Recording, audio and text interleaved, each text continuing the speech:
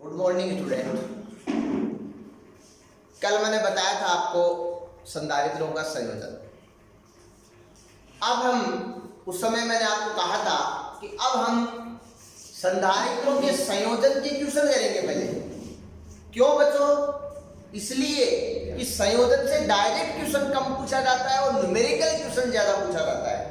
तो आज हम संधारित्र से संबंधित ही न्यूमेरिकल क्वेश्चन करेंगे। ठीक है बच्चों?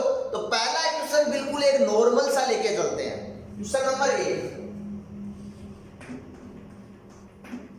क्वेश्चन है निम्न परिपथ की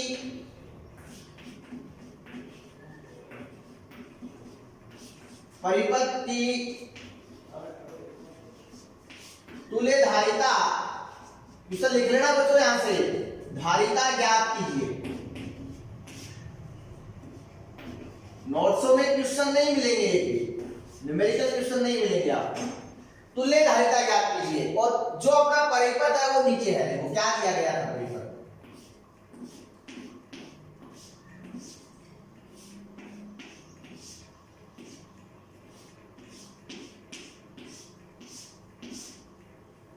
सिरा ए है, ये सिरा बी है।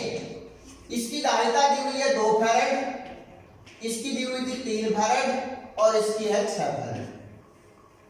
पूछा है परिपथ की तुल्य धारिता। बच्चों क्वेश्चन करते समय सबसे पहले आप यहां पर ये देखो कि यहां पर कैपेसिटर जो जुड़े हुए हैं वो कौन से क्रम में जुड़े हुए हैं, क्योंकि हमने 2 क्रम संयोजन के पढ़े हैं, श्रेणी संयोजन और समांतर संयोजन।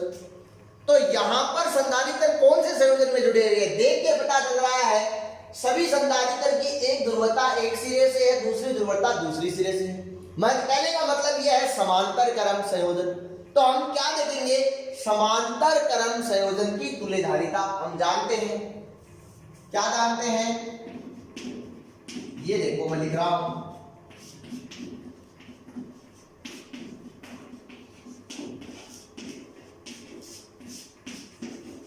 समांतर क्रम संयोजन की तुल्य धारिता क्या होगी? 3 कैपेसिटर दिए हुए हैं, हमने फॉर्मूला पढ़ा है, n के लिए पढ़ा है, 3 के लिए हो गए।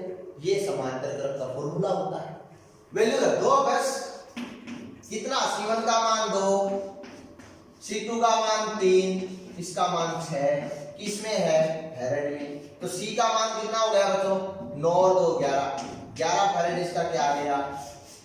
आंसर आ गया। आई बात समझ में?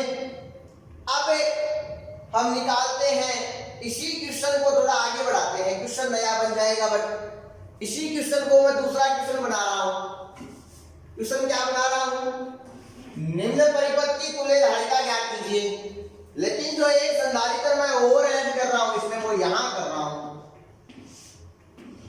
11 फैरेड का बी सिरा।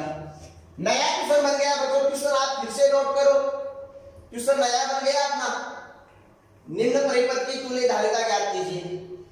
फॉर्मूला यही है, यहां तक यही होगा, बट इसको मैं अब सी डैश मानूंगा, सी नहीं मानूंगा।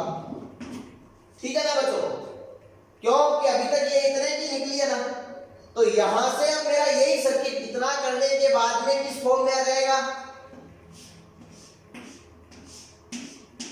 इस फॉर्म में आ जाएगा। ये सिरा ए, ये बी, इसकी हमने दे रखी है 11 फैरेड और इसकी हमने निकाल ली है 11 फैरेड।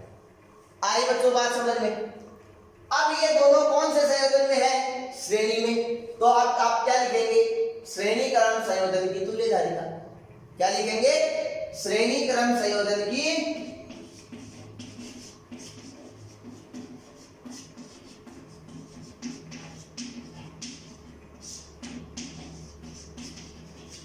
तुल्य धारिता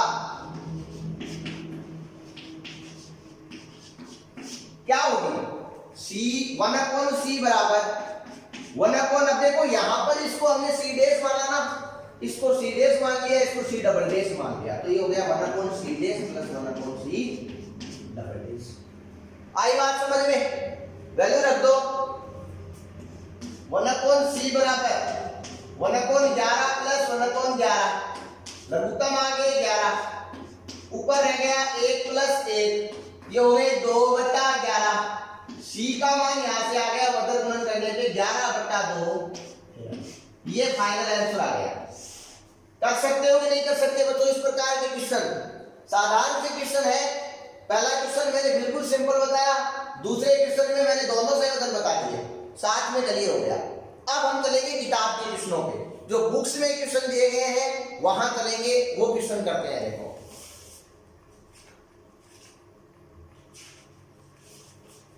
किताब में क्वेश्चन नंबर 13, एग्जाम्पल नंबर 13 दिया गया है, वहां चलते हैं। क्या है क्वेश्चन? यही है, निम्न परिपथ की तुल्य धारिता ज्ञात कीजिए। सेम क्वेश्चन है, एग्जाम्पल नंबर 13, निम्न परिपथ की तुल्य धारिता ज्ञात कीजिए। इसको उतार लेना, वीडियो को पॉज करके उतार लेना, ऐसे नहीं टाइम है तो आपके पास।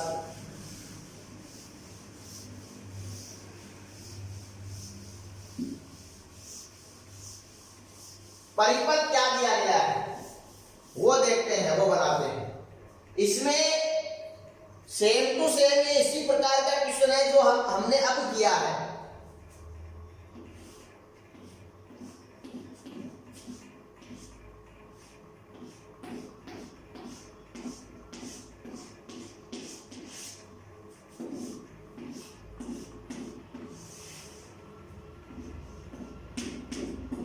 देखो भाई, यहां पर इसकी धारिता दी हुई है 10 फैराड, इसकी भी दी हुई है 10 फैराड, सॉरी 20 फैराड, और इसकी दी हुई है 30 फैराड। इस बिंदु को नाम दिया गया है P, इसको नाम दिया गया है Q, इसको नाम दिया गया है L, और पूछा है तुल्य धारिता।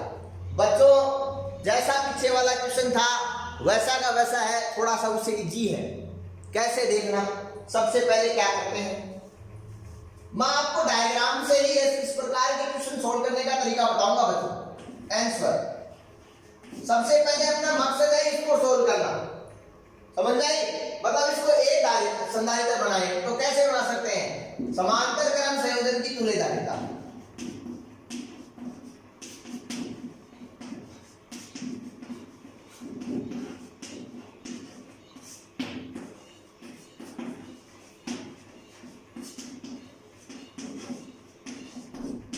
समांतर क्रम संयोजन की तुल्य धारिता कितनी हो जाएगी देखना। 1/c डैश मान ले, उसको c डबल डैश मान लेंगे। c डैश बराबर कितना? 10 + 20, किसमें? तो क्या हो गया? c डैश बराबर यहां से 30 है। तो यही अपना जो डायग्राम है, जो यहां पर परिपथ चित्र बनाया गया था, वो किस प्रकार का हो जाएगा देखना।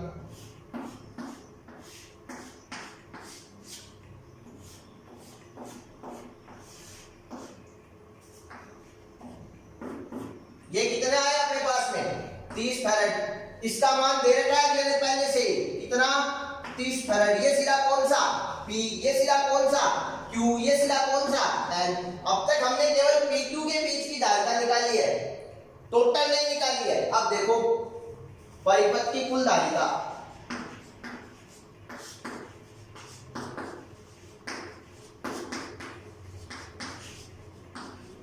क्या आ जाएगी? श्रेणी क्रम में हो गए दोनों, तो C बराबर 1/c बराबर 1/30 प्लस 1/30, 30। लघुत्तम क्या आ रहा है वो लघुत्तम ले लो, 30 लघुत्तम आ गया। 1 प्लस में 1 तो 2/30, 1/c। वजन गुणन करके करते हैं सोल्व, तो आता है 15 फैराड। तुल्य धारिता आ गई बच्चों, क्वेश्चन हो गया अपना यहाँ पर पूरा। आगे देखते हैं अगला क्वेश्चन क्या दिया गया है। अगला क्वेश्चन है वो 14 नंबर का क्वेश्चन, उदाहरण ही है बच्चों। आप किताब से पढ़ना क्वेश्चन को, क्वेश्चन नहीं लिख रहा हूँ, डायरेक्ट आंसर करवा रहा हूँ। क्वेश्चन पढ़ो किताब से, क्या क्वेश्चन दिया गया है कोशिश करो समझने की। क्वेश्चन में दिया गया है सी धारिता वाले अनेक संधारित्र चित्र में दर्शाए अनुसार। बोल बच्चों, सी धारिता के सबकी धारिता क्या है? समान। सी धारिता वाले अनेक संधारित्र हैं, बहुत सारे संधारित्र हैं और चित्रानुसार दर्शाए गए हैं या जुड़े हुए हैं। चित्र जो है वो हम बनाते हैं। क्वेश्चन है अपना, किस प्रकार से जुड़े गए हैं, देखो बच्चों, बहुत ही अच्छा क्वेश्चन है, समझना है ढंग से। ए सिरा बी सिरा, फिर एक कैपेसिटर यहां जुड़ा हुआ है, उसके बाद में फिर एक कैपेसिटर यहां जुड़ा हुआ है, फिर एक कैपेसिटर यहां जुड़ा हुआ है, इस प्रकार से जुड़े हुए हैं एक समान रूप से, ठीक है। फिर एक कैपेसिटर यहां है, फिर एक कैपेसिटर यहां होगा, इस प्रकार से चलता है, ठीक है बच्चों। अब धारिता सबकी समान सी सी सी सी सी और सी, ये रुक नहीं रहा है, यहां और है सी धारिता का और ये चल रहा है, मतलब बहुत बड़ा परिपथ है। एन जुड़े हुए हैं, कहां तक जोड़ेंगे हम, जोड़ेंगे ये सिरा ए दिया गया है, ये बी दिया गया है, इसके बाद में सिरा जो है इसका नाम पी दिया गया है। जो किताब में चित्र है वही बना रहे हैं, कोई नया क्वेश्चन तैयार नहीं कर रहे हैं। इस सिरे को क्यू बोला गया है, ठीक है बच्चों, ये था। अब बच्चों पूछा क्या है, सी इक्विवेलेंट तुल्य धारिता। आपके दिमाग में अगर कहीं कोई क्वेश्चन आ रहा है, कैसा भी क्वेश्चन आ रहा है या आइडिया कुछ आ रहा है कि इस क्वेश्चन को हम किस तरीके से सोल्व कर सकते हैं, तो मेरे बताने से पहले आप उस तरीके से सोल्व करके देखिए, क्योंकि बहुत बेटर होगा, आपको बहुत अच्छे तरीके से समझ में आएंगे। आप किसी दूसरे के आइडियाज अपने माइंड के ऊपर लगाते हो, उससे अच्छा है कि अपने माइंड के आइडियाज अपने ऊपर लगाएं। ये बच्चों मैं आपको थ्योरी बता रहा हूँ पढ़ने की, इस आधार से आप अपनी जो पढ़ाई है इसको बढ़ा सकते हो, उसमें इम्प्रूवमेंट कर सकते हो। दूसरे से सुनने की बजाय अगर अपनी सुन के हम अपने अकॉर्डिंग पढ़ें, उस पढ़ाई का कोई मुकाबला नहीं होता है। अध्ययन वास्तव में वही होता है बच्चों, हम दूसरे से गाइडेंस लेके पढ़ते रहेंगे, अपन को खुद को पता ही नहीं है हम हमें क्या पढ़ना चाहिए था क्या नहीं पढ़ना चाहिए था, उसमें नुकसान हो सकता है कभी, इसलिए बता रहा हूँ। तो कैसे कर सकते हैं, आपके दिमाग में ये विचार आना चाहिए कि सर जी जैसे यहाँ अंत से चले हैं, ये और ये दोनों ही कौन से क्रम में है, अंत से चले, इसी प्रकार से है ये और ये दोनों कौन से संयोजन में है, श्रेणी में है या समांतर में, श्रेणी में। श्रेणी में है तो तुल्य धारिता है, दोनों की निकालेंगे, इन दोनों की तुल्य धारिता निकालेंगे, फिर ये कहाँ आएगा, यहाँ, ये दोनों किस में हो जाएंगे, श्रेणी में, फिर ये दोनों किस में हो जाएंगे, श्रेणी में, लास्ट तक चलते जाएंगे।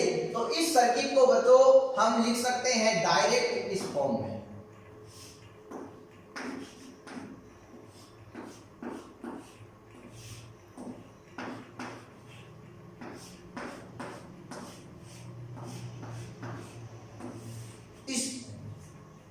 सीधा लिख सकते हैं, जहां पर ये बिंदु है P, ये बिंदु है धारिता इसकी C, इसकी C, इसमें घबराने की जरूरत नहीं है बच्चों।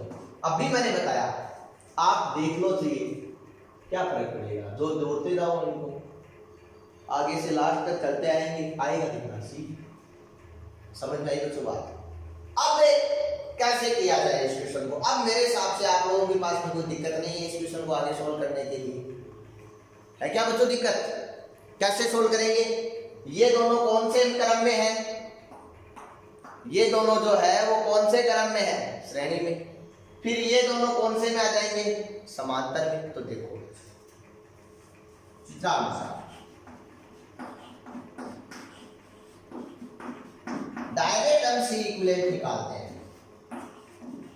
कितनी, देखो श्रेणी में बाद में आएंगे, पहले ये दोनों समांतर में है, इधर साइड में निकाल के बताता हूं, समांतर में है तो समांतर में अगर ये दोनों है, सॉरी ये दोनों श्रेणी में है, फिर ये समांतर में आएंगे, मतलब ऐसा बना सकते हैं इसको इक्विवेलेंट, ये इसके इक्विवेलेंट होगा, ऐसा ये काम कर रहे हैं बच्चों हम पहले ये कर रहे हैं, कहने का मतलब ये तो सी है बट इसका निकालना पड़ेगा मान, ठीक है ना, ये निकाल रहे हैं तो हम इस प्रकार से निकालेंगे, इसको सीडीएस मान लें, क्या मान लें इसको, सी डैश का मान निकाल रहे हैं, ठीक है। कैसे, ये दोनों कौन से संयोजन में है, श्रेणी में, तो सी डैश का निकालने के लिए हमें करना पड़ेगा मतलब सी डैश। लघुत्तम क्या आ रहे हैं, जो लघुत्तम आ रहे हैं उनको लघुत्तम ले लो, और क्या है भाई, दो लघुत्तम। पहली बात तो ये कि यहां पर ये सी की बजाय जो चेंज वैल्यू आ रही है इसको भी तो हमें चेंज करना पड़ेगा। मतलब हमने माना कि अब तक जो तुल्य आई वो यहां तक C1 आ गई ना, तो इसको भी C1 करना पड़ेगा। तो क्या, एक तो क्या है C, दूसरी क्या है C1, ये सी डैश लिया, ठीक है बच्चों। अब लघुत्तम जो आ रहे हैं वो लघुत्तम ले लो, C dash, sorry C dash नहीं है, सी डैश तो इधर है, ये क्या है C1। यहां से क्या आएगा C1 प्लस C, किसके बराबर 1/C डैश। लेकिन अपन को यहाँ क्या चाहिए, C डैश चाहिए, उल्टा कर दो बच्चों, तो क्या रहेगा C डैश बराबर C1 बटा C1 प्लस आ गया ना। ये किसके बराबर, इसके बराबर, तो यहाँ लिखते हैं, ये क्या हो जाएगा C1 बटा C1 प्लस में C, ठीक है बच्चों। अब बच्चों अपन को करना है ए और बी के मध्य धारिता, डायरेक्ट लिखेंगे ए व बी के मध्य तुल्य धारिता।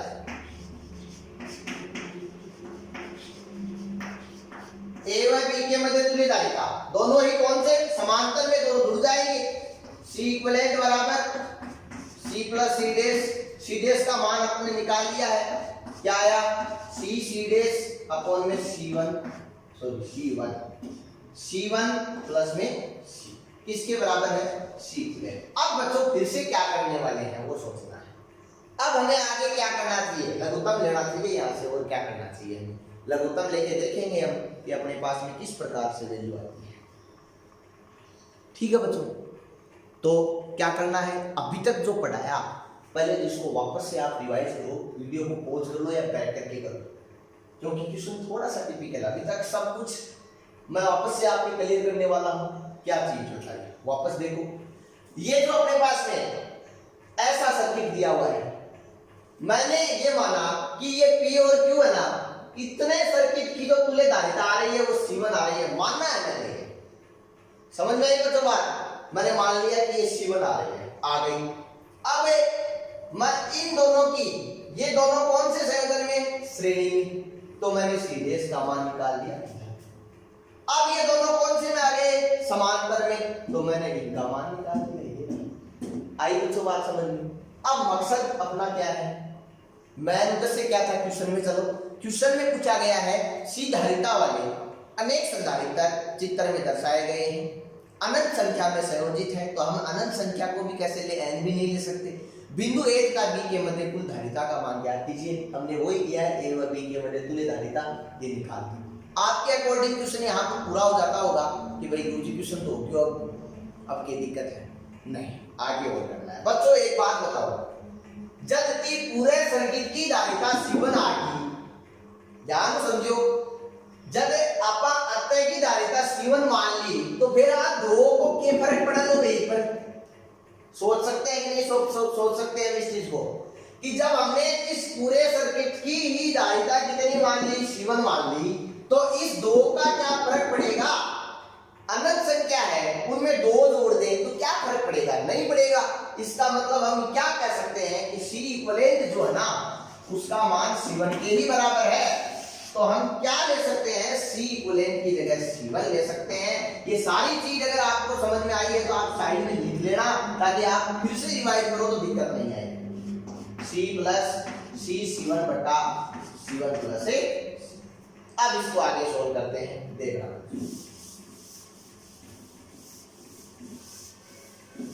क्या करें, कैसे करें, यही काम लघुत्तम जो लेना है वो लघुत्तम ले लो। C1 बराबर C,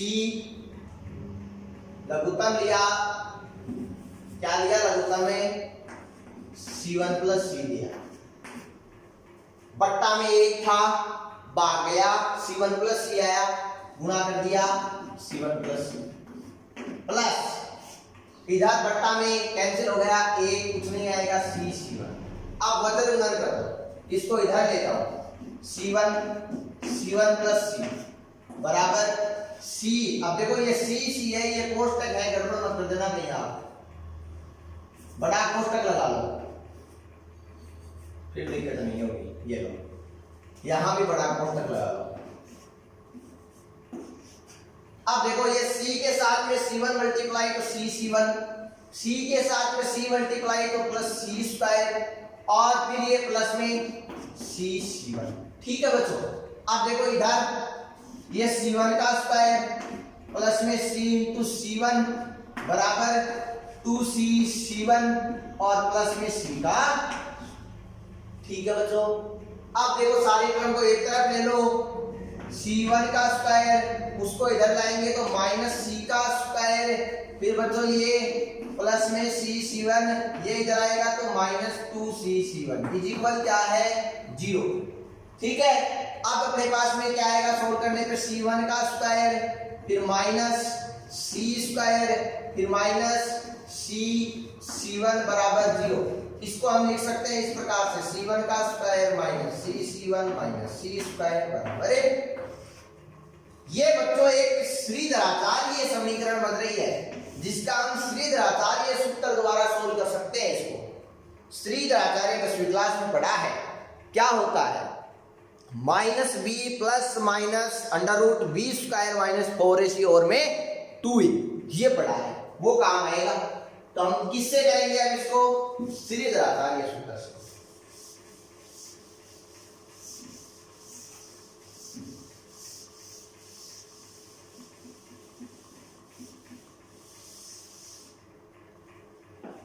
श्रीधराचार्य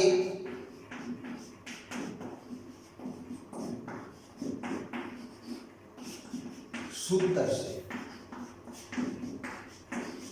क्या करेंगे, c1 का मान इक्वलेंट c1 है तो c1 ही निकालना है। c1 बराबर क्या होगा minus B plus minus under root B square minus 4ac upon में 2a। अब बताना है देख देख के इनका मान क्या क्या होगा। माइनस बी देखो भाई कहां है, ये देखो माइनस बी का मान है माइनस सी,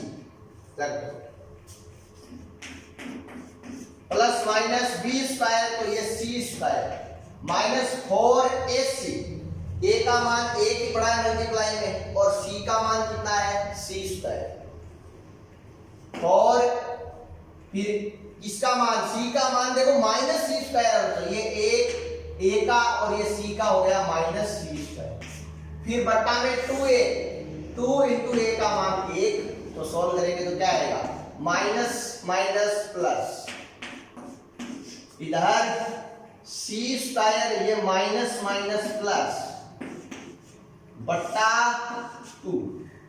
ठीक है बच्चों। फिर देखो इधर c प्लस माइनस दोनों को जोड़ दो अंदर 5c स्क्वायर, अंडर रूट से बाहर आएगा तो केवल c आएगा, c plus minus c root 5 बट्टे 2। यहां जो कॉमन आ रहा है वो क्या आ रहा है c बट्टे 2 कॉमन ले लिया, क्या बचेगा 1 प्लस माइनस रूट 5, यही क्या है इसका फाइनल आंसर है। तो बच्चों इस प्रकार का टिपिकल सर्किट है उसकी आप लोगों ने धारिता निकाल ली है, बहुत अच्छी बात है। तो ये क्वेश्चन अगर समझ में आ गया तो संधारित्र संयोजन के जितने भी क्वेश्चन है वो आसानी से समझ में आ जाएंगे। ठीक है बच्चों, चलो एक दो क्वेश्चन और देखते हैं, इसके बाद में क्या आते हैं अपने पास में। हाँ बच्चों अगला क्वेश्चन है, क्वेश्चन लिखो आप पहले, मैं डायरेक्ट सर्किट बनाऊंगा। क्वेश्चन लिखो, दिए गए चित्र में बिंदु ए तथा बी के मध्य तुल्य धारिता ज्ञात कीजिए। क्वेश्चन में दिया गया है ए तथा बी के मध्य तुल्य धारिता। इस प्रकार से दो दो कैपेसिटर जोड़े गए हैं।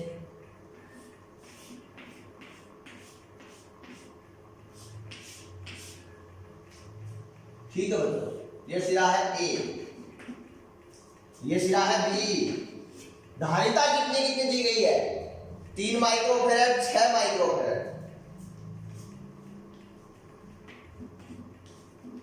और नीचे वाले दोनों की दी हुई है 4 माइक्रोफैराड।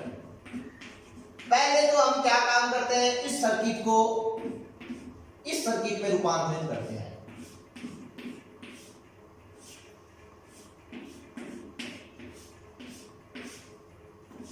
ये ए, अब इनका मान निकाले भाई, क्या आएगा देखो, केवल सर्किट से सोल्व कर रहे हैं क्वेश्चन को।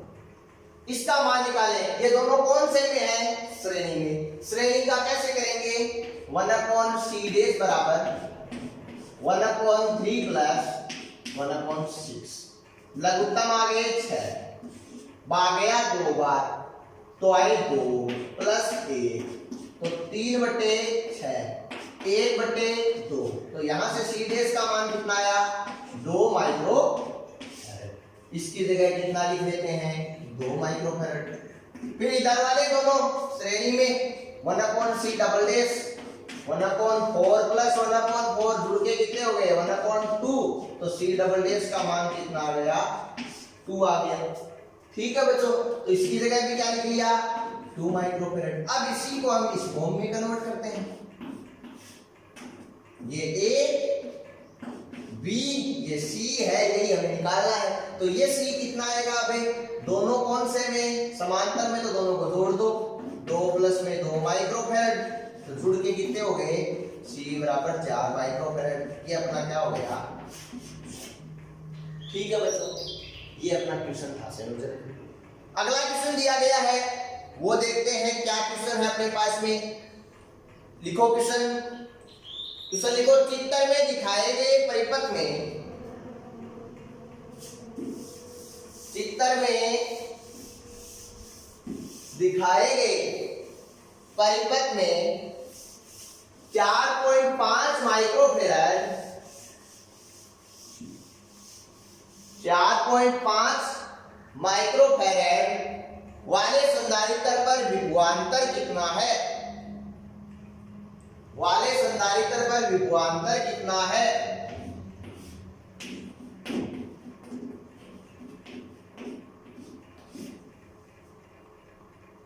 इसका विभवांतर निकालना है। चित्र ऐसा दिया हुआ है,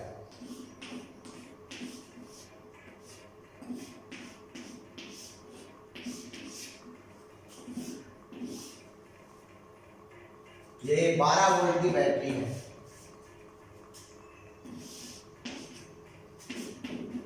प्लस माइनस इनकी धारिता दोनों की दी हुई है, वो दी हुई है 3 माइक्रोफैराड और 6 माइक्रोफैराड।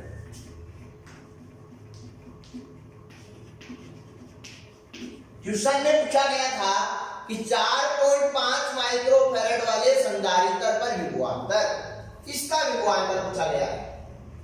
ठीक है ना। तो अब कुल मिला के अपन को पता ये चलता है कि पहले अपन को क्या करना पड़ेगा, इन दोनों को सोल्व करना पड़ेगा। समझ रहे हैं बच्चों बात, क्यों, देखते जाना स्टेप बाय स्टेप। इन दोनों को जब सोल्व करेंगे तो कैसे करेंगे, दोनों कौन से संयोजन में, समांतर में, दोनों जुड़ के कितने हो जाएंगे, 9। तो यही सर्किट किस रूप में आ जाएगा, देखना, यही सर्किट रूप चेंज करके इस प्रकार के रूप में आएगा। ये 4.5 माइक्रोफैराड है, ये दोनों ही 3 और 9 6 जुड़ के कितने हो गए, 9 माइक्रोफैराड। ये प्लस माइनस बैटरी लगाए हुए कितने वोल्टेज है, 12 वोल्टेज। ठीक है बच्चों, अब अपना मकसद क्या करना, अपन को तो केवल इसमें निकालना है ना, आवेश निकालना है। आवेश निकल के विभवांतर निकल सकता है क्या, चेक करेंगे। अब देखो, ये ए सिरा है, ये बी सिरा है, ये सी सिरा है।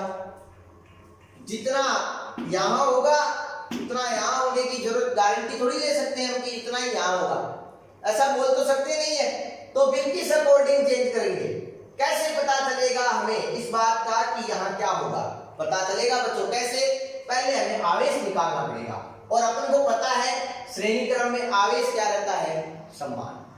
क्या रहता है, आवेश से समान रहता है, क्योंकि धारा का विभाजन यहाँ पर नहीं होता। तो आवेश कैसे निकालेंगे, पहले तुल्य धारिता निकालनी पड़ेगी। इसे किस फॉर्म में कन्वर्ट कर लेंगे, इस फॉर्म में।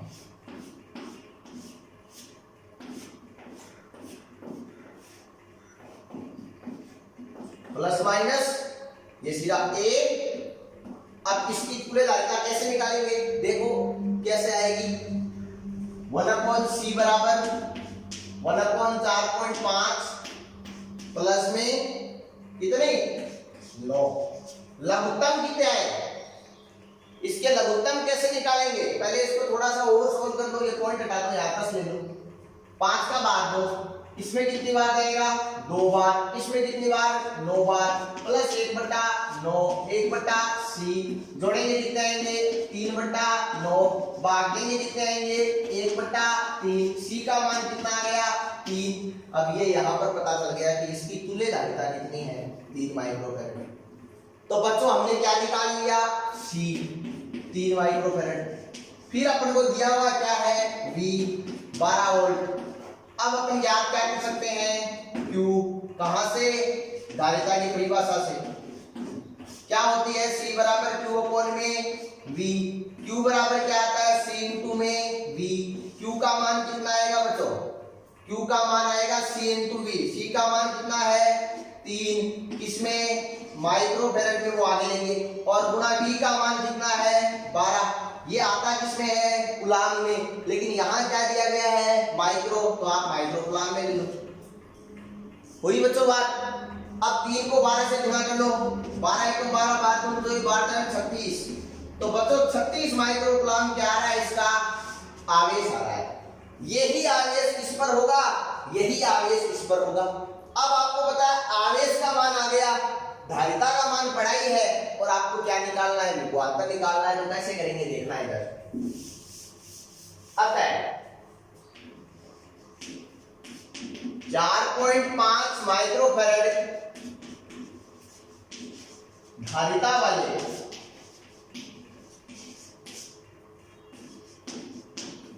संधारित्र का विभवांतर या संधारित्र के सिरों पर विभवांतर कैसे निकल जाएगा, अपन जानते हैं फॉर्मूला c बराबर q अपॉन में v बराबर q अपॉन में c। यहाँ पर q का मान अपन ने निकाल लिया कितना 36 माइक्रोकूलम, c का मान इसमें अगले ने दे रखा है कितना 4.5 माइक्रो फैरड। अब माइक्रो से माइक्रो कैंसिल कर दो, कूलम बट्टा फैरड क्या होता है वोल्ट होता है। इस पॉइंट को हटाएंगे तो ये आएगा देखो किसमें वोल्ट में।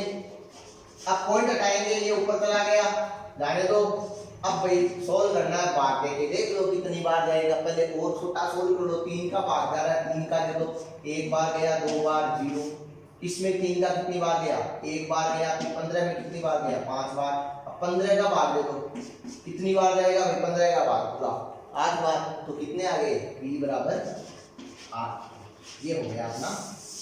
तो बच्चों मैंने आपको इससे संबंधित 5 क्वेश्चन सोल्व करवा दिए हैं। अब जो आपकी बुक्स में जो क्वेश्चन दिए गए हैं वो सोल्व करने की अब आप लोगों की जिम्मेदारी है। जो रह गए वो सोल्व करोगे। उनमें से अगर कोई क्वेश्चन आप लोगों को नहीं आए तो मेरे को बता देना।